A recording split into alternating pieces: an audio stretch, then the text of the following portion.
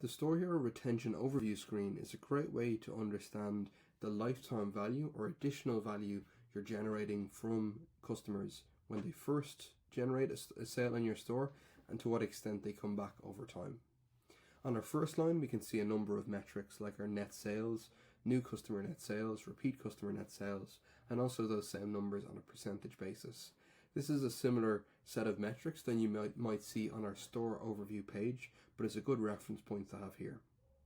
From here, we can see a number of individual metrics to understand, for example, in the last 90 days as our chosen time period. We want to understand in the first 90 days of a new customer's engagement with us as a store, and what are the kind of data points we can use to flag. For example, in the last 90 days, we can see our customer acquisition cost was €15, and therefore, on average, it cost us, again, just shy of €16 to acquire a new customer. We can see the lifetime value of those customers, i.e. the total profit we've generated from customers in that time, and new customers in that time, was €24. So again, in this case, in the last 90 days, we spent nearly 16 to acquire a customer. Their first 90 days of engagement with us as a brand generated €24.56 of profit, and therefore we drove a profit within that time period.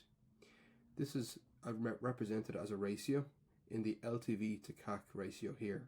So for every €1 I've invested to acquire a customer, that returns €1.56 in gross profit to me within the first 90 days of that customer's engagement with us as a business. We can see things like purchase frequency, repurchase percentages, and across a number of periods of time, as well as seeing the fixed LTV or profit that a customer has generated. For example, our 60-day LTV will say the gross profit on average that's generated from every new customer within the first 60 days of their engagement with us as a brand. From here, we can also see these metrics represented, whether it's LTV, repurchase rate, or new versus repeat percentages over time. We can also see the lifetime value by first purchase.